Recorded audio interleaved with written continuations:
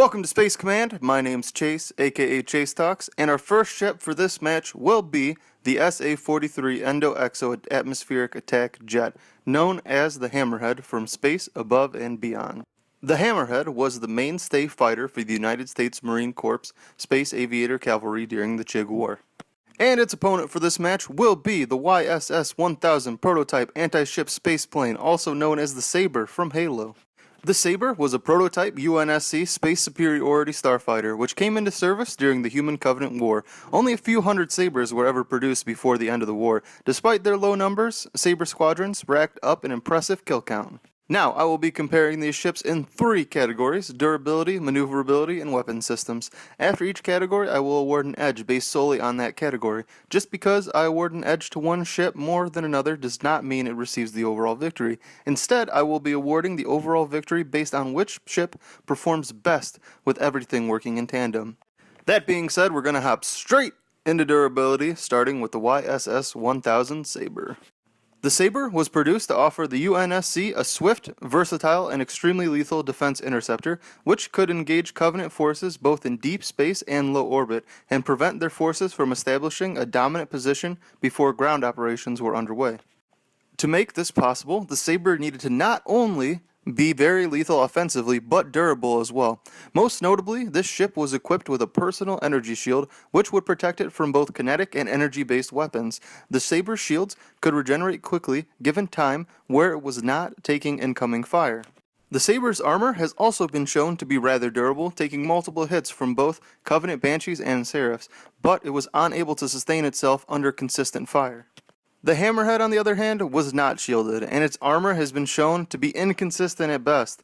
In one case, we see it take a few shots, while in many others, we see it take no fire from any opponent ship. It did, however, feature an advanced scanner array, which would allow it to detect the presence of incoming enemy vessels and allow it to track and engage up to 100 independent targets. Out of the three categories, I believe that durability offers the biggest disadvantage for the SA-43 Hammerhead, despite its impressive scanner, which is why I decided to lead with it, so I can move quickly past it to where the ships are more closely comparable. For this, I will be awarding an edge in durability to the Sabre. Next, I will be moving to maneuverability, starting with the Hammerhead. The SA-43 Hammerhead was 11.5 meters in length, 12.5 meters in width, and 1.7 meters in height. Optimized for traversing Newtonian space, the Hammerhead was capable of making extremely precise maneuvers. This included the ability to about-face with pinpoint accuracy. The Hammerhead's scram engines enabled it to re-enter from orbit to atmosphere, and vice versa with little effort despite its lack of shielding. This allowed them to be extremely adaptable in combat, and fulfill the needs of nearly any situation. The YSS-1000 Sabre was 23 meters in length, 17.5 meters in width, and 6.7 meters in height. The Sabre's flight system allowed it to perform complex maneuvers such as barrel rolls, split S maneuvers, and immelman turns similar to that of a fighter in atmosphere. The Sabre was also equipped with a boost system that allowed it to engage its afterburners to gain short bursts of added acceleration, enhancing its overall maneuverability, especially while in space. The Sabre was, though, unable to enter orbit without the addition of a detachable multi-stage booster rocket system. While I believe its shields and engines would afford it the ability to re-enter atmosphere with little effort, it lacked the ability to re-enter full orbit. The Sabre and the Hammerhead were both very maneuverable vehicles, each optimized for the combat of their own universe. I do believe the more precise maneuvers the Hammerhead was capable of, combined with its lower target profile, would award it an advantage over the Sabre, despite its ability to boost. Also, since the Sabres were designed for planetary defense, this battle would most likely take place in very close proximity to a planet. The Hammerhead's ability to navigate between atmosphere and space would offer it a huge tactical advantage against the Sabre. As such, I award the SA-43 Hammerhead an edge in maneuverability. Next, I will be moving to weapon systems, starting with the Hammerhead. The Hammerhead was equipped with one frontal railgun mounted under its nose that was capable of covering a 50-degree kill zone, one aft-mounted dual-barrel railgun in a turret capable of auto-target seeking and tracking, and 6 hardpoints capable of carrying Spartan space-to-space missiles. The Hammerhead was extremely well armed for a ship of its size. With 2 rotating turrets, auto-targeting capabilities, and 6 missiles, it was extremely versatile in its ability to both engage an enemy and protect itself if engaged upon. The Sabre was equipped with two M1024 ASWAC 30mm ALA cannons mounted on each side of the cockpit. These cannons were able to rip through unshielded Covenant ships and bring down the shields of heavier fighters. The Sabre was also equipped with ST Medusa missiles, which were lock-on capable and fired in barrages of 4 missiles. In Halo Reach, we see that these ships are capable of firing an unlimited amount of missiles, but this is a game mechanic and not applicable to realism.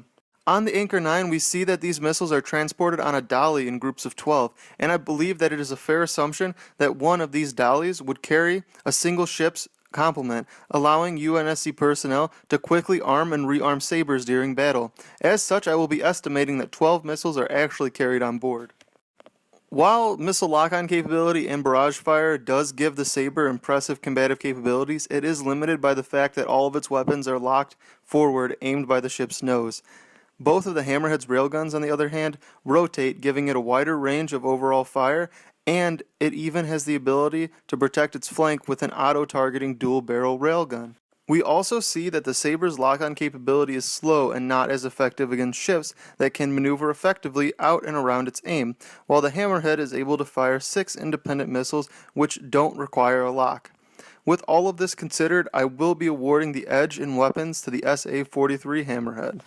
Now, we will be moving to our verdict. For the verdict, I will be looking at both of these combatants overall. To stop the victory from going to one perfectly placed railgun shot or missile, I will be assuming that the battle is fought 10 times, giving the overall victory to whoever wins the majority. Also be assuming that both of these ships are piloted by equally skilled pilots, so the Hammerhead isn't piloted by McQueen and the Sabre isn't piloted by Noble 6. First, I will be assuming the case where Space Above and Beyond's technology is far superior to Halo's, and just one of the Hammerhead's missiles rips through the shields and hull of the Sabre, destroying it instantly, and be awarding it one victory for this case. Next, I will be assuming that the opposite is true, and Halo's technology is far superior to Space Above and Beyond's, and the Sabre is able to acquire an immediate lock-on to the Hammerhead and instantly destroy it with its Medusa missile barrage.